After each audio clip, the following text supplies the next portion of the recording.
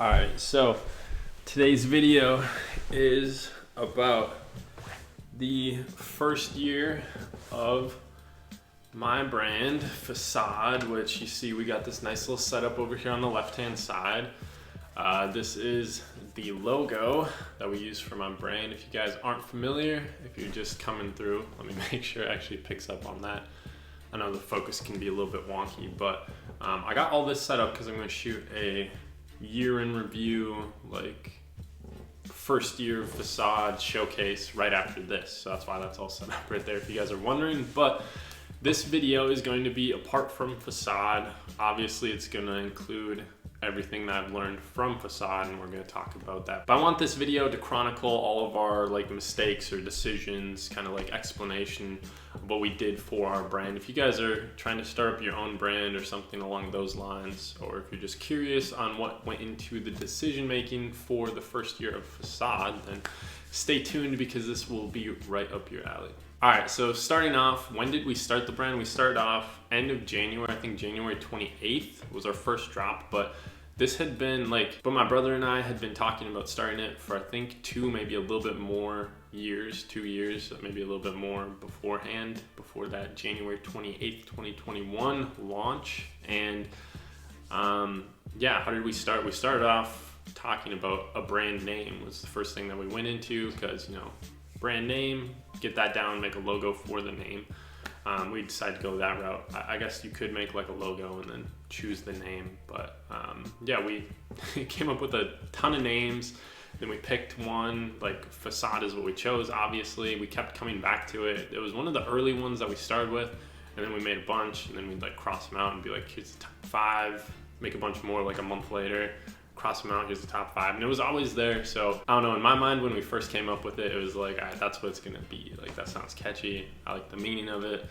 And then we made the logo, and then after making the logo, we got it, well, we like I sketched up a bunch of them, I sent it to my brother, he digitized it, and then after a lot of like phone calls and emails, we finally got to a consensus about the drips for the smile. And then anyway, we designed the logo. We had that done for I think probably like a year beforehand, and then that year beforehand, or like whatever however many months, we ordered samples. So we started off with lighters. I got this because I always thought a lighter would be cool, and just to test out like what the actual design was going to look like on things, to see if it actually looked good. And then we got some t-shirts, just some sample ones. As far as the lighter goes, we got that off of Zippo. You can order custom ones. And then as far as the t-shirts go, we just wanted like, I think we just got 2 for the very first one. So we ordered that off of Custom Ink. I know you could go local, but as far as like what I've found talking to like local printers, they usually have a minimum. And then if they don't have a minimum, it's going to be a really high price for just making like something like 2 if you wanted that. That being said, apart from that, I don't recommend Custom Ink for anything. Like, their quality is pretty bad. Although if they do send you like a bad product, they will cover it. They'll just like send you a new one. Sometimes they'll send you a coupon. So that is nice. But from there though, I'll talk about screen printers. And like I said, I think going local is the best option, because you can go there, you can talk with the guy as much as you want, the guy, girl, the screen printer themselves. You can ask them as many questions as you want. You can see their products that they have hanging up. Like, a lot of these screen printer places will have stuff on display or stuff for sale in the front of the shop, so you can see, oh, this is what this kind of printing method that you offer would look like. It's, you know, local, so you can go in and pick it up rather than having to pay shipping, which when you're starting off is a huge discount. You know, you're not gonna make a whole lot of money, so anything you can cut back on, such as shipping, makes a huge difference in the grand scheme of things. Like, it all adds up. And this probably sounds a lot easier than it actually was. When I found my screen printer, or like trying to find my screen printer that we use, I went to I think 3 different shops before I finally found one. Like, the first one, it was pretty good, but the dude was kind of like I didn't really care for the dude. The second one we went to, like, the guy was really nice. Like, he talked a big talk and he was a cool dude. And then we got the products and they were like really disappointing quality. So I was like, all right, just never going back there. Tried another place. These dudes were cool. Quality was there. And then, you know, that was our screen printer. So linked up for all the other ones, all the other releases. And that's the one we're still using. But we're trying to start printing in-house, which is, another way to save money, like way to save a ton of money. So you have the brand, you have the product, now you want to release. What did we do? We decided to go with releasing one item at a time or one design at a time. And then we did bi-monthly designs, which is kind of a weird thing. I've always, hated the term bi-monthly, bi-weekly, because it can mean both twice a week and then once every other week, or once every other month, twice a month. But we just dropped twice a month. And we decided to go that route because I wanted to, we had designs, we had a lot of ideas that we wanted to release. Especially starting off, you're gonna have a tiny crew. It might just be only you, and it's gonna be hard to keep up with everything. Definitely gonna be hard to keep up with it if this isn't your full-time job, which just launching a brand and going straight into it is a very risky decision. Apart from this, I have a full-time job. This is just my hobby, my passion, and if it turned into my full-time job, then that'd be dope. But we have yet to get there, maybe one day. And so for that reason, I chose to do just one item per drop, and it's going to be hard to keep up with it. There's so much that goes into a release. You have to do the promotional pictures if you want to do that. Lookbook stuff is what we do. You have to do the product images. You can just use mock-ups, but I personally definitely prefer an actual image rather than a mock-up to put on the website for sale, so that people aren't getting any surprises when they actually get the product in hand. So there's all that. You have to set up the listing. You have to ship everything out. So if you release multiple items, that's maybe more stuff that's going to sell. You're also going to have a lot more overhead if you're releasing more than one item per drop. Now, of course, this also ties in with the drop frequency or the release frequency. How often are you releasing items? Like I said, we did twice a month. So we did, one item, wait 2 weeks, do another item. That was generally the rule, the schedule that we were following.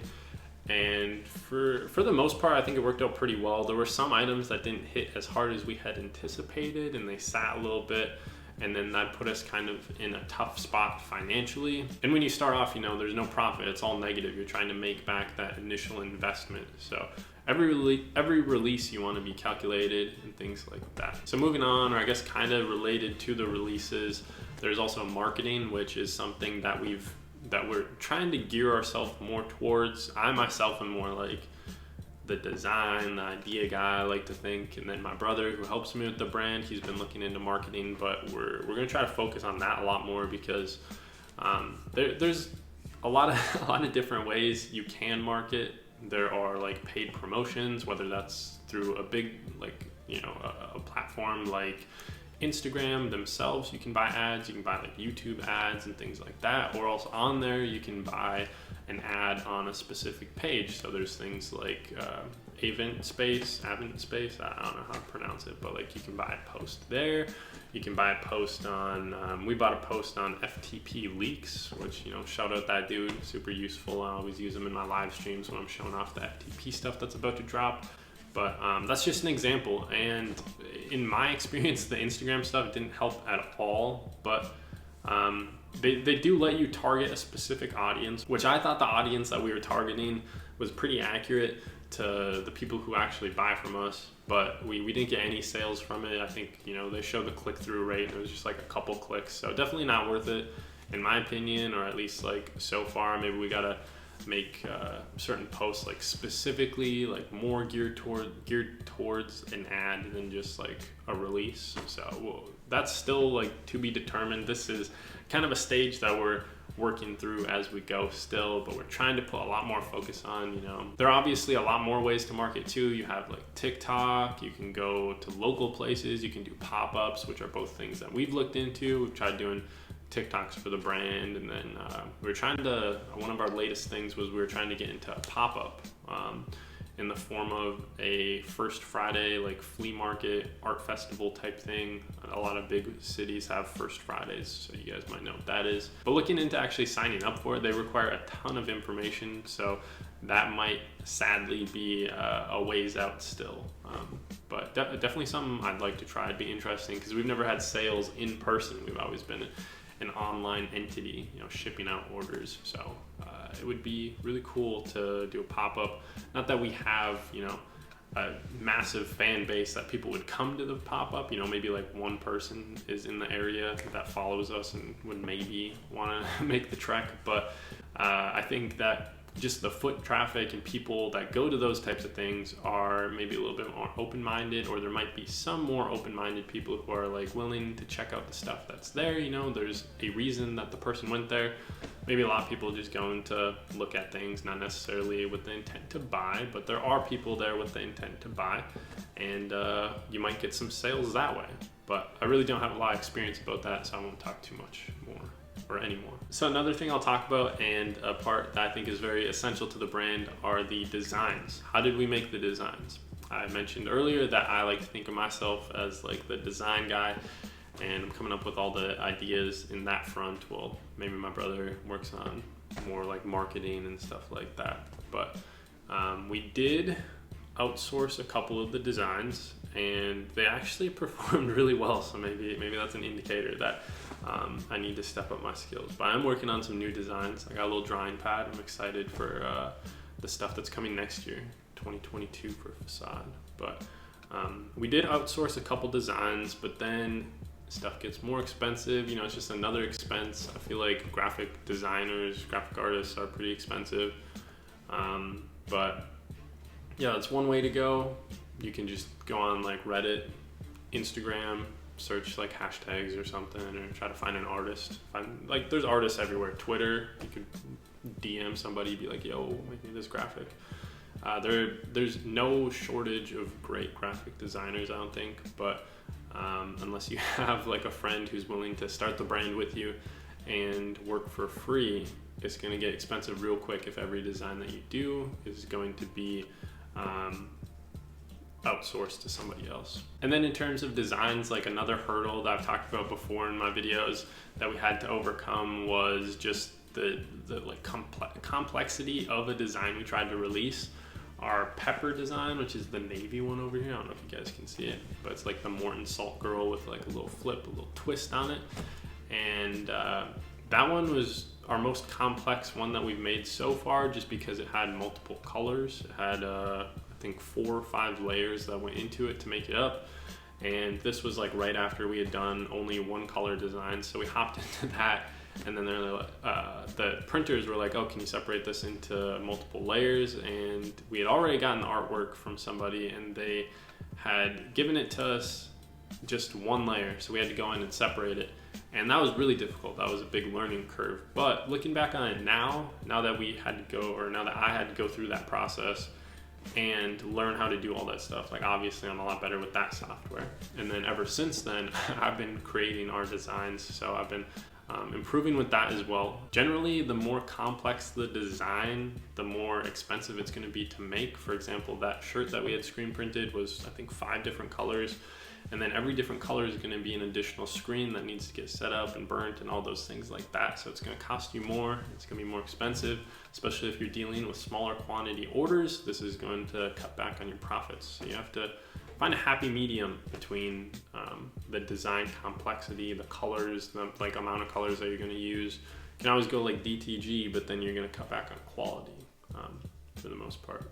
But these are just some things to keep in mind. So that's all I've got for you guys. I'm sure I left out a ton of stuff, so be sure to leave a comment if you do have a question down below, and I'll be sure to get back to you. Other than that, keep an eye out for the showcase video. As always, thank you for watching, and I'll catch you in the next video.